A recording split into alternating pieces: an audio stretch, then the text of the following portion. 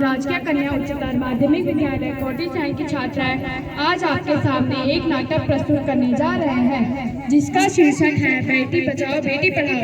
तो आइए देखते हैं पहले दृश्य में क्या हो रहा है। आगे आगे करो, माइक नहीं मिलेगा, आगे आगे करो। बालक सीधा सीधा देख, सीधा। अरे पुत्र, सुबह से खेल रहे हो, अभी जाके पढ़ लो। जी माँ। जल्दी जल्दी अपना सारा काम करो। अरे पिताजी आप आ गए? हाँ बेटी मैं आ गया। छोड़ के आना।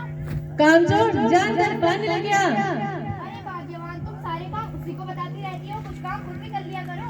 हाँ लाती हूँ। ओ महाराजा जी राजा, क्या पढ़ रहे हो? संस्कृतम। पिताजी संस्कृतम। देख तू विद्यालय जाता है तभी भी तुझे संस्कृत का उच्चारण करना नहीं आया।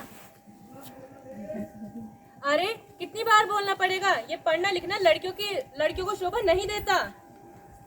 हे भगवान। मनोहर जी सारा कोई का स्वयं पी लोगे क्या? आगे आगे। अरे आओ चौधरी साहब, बहुत दिनों बाद दिखे, कुछ गड़बड़ है क्या? नहीं सब ठीक है। और बताओ सब ठीक है ना? ये लो पानी पियोगे? बहुत तो अभी रोटी तो रखी है। अरे सारा काम भाभी जी से क्यों कराया था, कुछ काम बेटी से भी करा लिया करो। अरे चौधरी माँ से आप इतनी मूर्खतापूर्ण बातें क्यों कर रहे हैं? आप ही तो कहते हैं कि लड़कियाँ देवी का रूप होती है और हम देवी से काम करवाएं।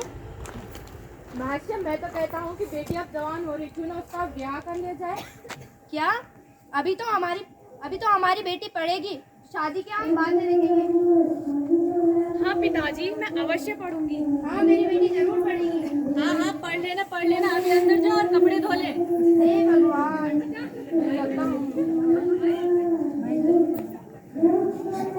जोर से बोला, आवाज खोल के। नहीं, माइक आगे बोलो। ठीक हूँ सरिता। और सुना, आजकल तो बहुत परेशान दिख रही है। अरे क्या बताओ, मेरी बेटी पढ़ने का आग्रह करती है और मेरे पति उसका साथ देते रहते हैं। मैं तो परेशान हो गई हूँ। अरे मुझे देख, मैंने तो अपनी लड़की की शादी भी कर दी है, तू भी कहीं कर दे उसकी शादी।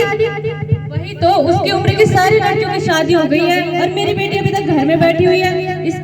इसके पिता भी मानते ही नहीं है। नहीं मान रहे तो मैं क्या करूँ? मुझे घर चलना चाहिए। ठीक है।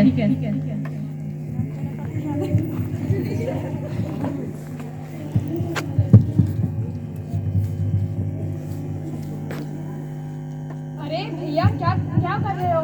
देख नहीं रही, मैं पढ़ रहा हूँ, क्या पढ़ रहे हो? संस्कृत पढ़ रहा हूँ। में सिर्फ एक ही लड़की पढ़ती है, जानती है वो कौन है? कौन है? आज तक तो मुझे नहीं पता। अरे वो गांव के ग्राम प्रधान की बेटी। तो क्या हुआ, मैं भी एक किसान की बेटी हूँ और मुझे यकीन है कि मेरे पिताजी मुझे जरूर पढ़ाएंगे। अच्छा ठीक है, पकड़ो पुस्तक का जा रहा हूँ खेलने। अरे वाह, इतनी सुंदर पुस्तक है। कल्पना चावला अंतरिक्षे गतवती, भारत से प्रथम महिला। कल्पना चावला अंतरिक्ष में गई थी और भारत की प्रथम महिला है, लेकिन मेरी माँ तो मुझे विद्यालय भी नहीं भेजती और अगर मैं पढ़ने के लिए बोलती हूँ तो मेरी माँ मुझे बहुत डांटती है। अरे पुस्तक को यहाँ पे रख और चल मेरे साथ काम कर। माँ मुझे भी पढ़ना है। कितनी बार बोलना पड़ेगा, लड़कियों को पढ़ना लिखना शोभा नहीं देता। लेकिन आप ही तो कहती है ना कि बेटियां देवी होती हैं और आप ही खुद देवी को पढ़ने नहीं दे रहे। जा अपना काम कर।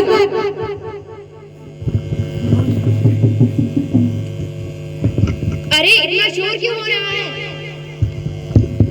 तुम्हारी बेटी पढ़ने का आग्रह कर रही है।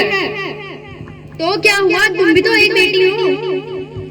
परंतु मुझे ये किंतु परंतु की भाषा नहीं सुननी। मेरी बेटी पढ़ेगी और जरूर पढ़ेगी। पिताजी मैं अवश्य पढ़ूंगी। हाँ मेरी बेटी जरूर पढ़ेगी। जैसी इच्छा है वैसा करो, मेरे घर में तो मेरी कोई नहीं सुनता। तो आइए देखते हैं 5 साल बाद क्या होता है।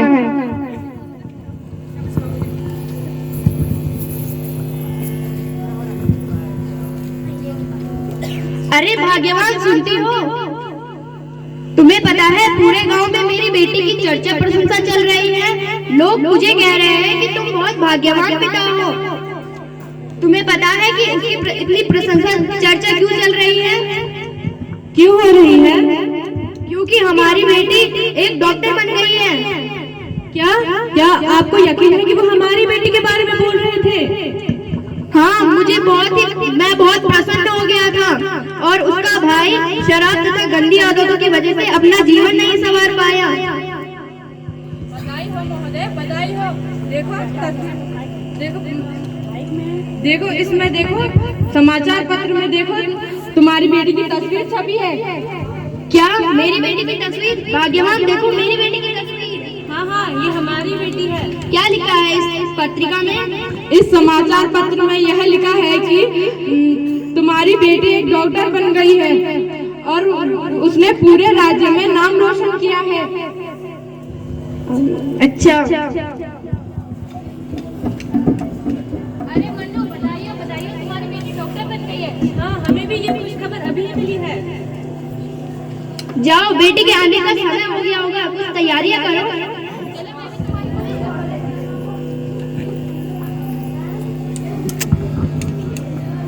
जीती रहो।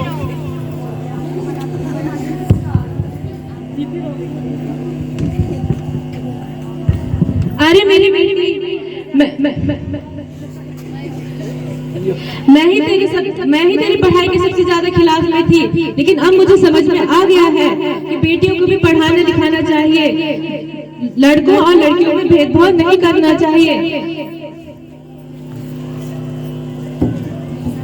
तो देखा आपने किस तरह एक लड़की ने अपने बुरे समाज से निकलकर अपनी पढ़ाई को पूरा करके सफल हुई। ऐसे हमारा आप सभी को संदेश है कि ऐसे ही अपनी बेटियों को लड़कों से कम ना समझें, उन्हें भी पढ़ने लिखने का मौका दें। धन्यवाद।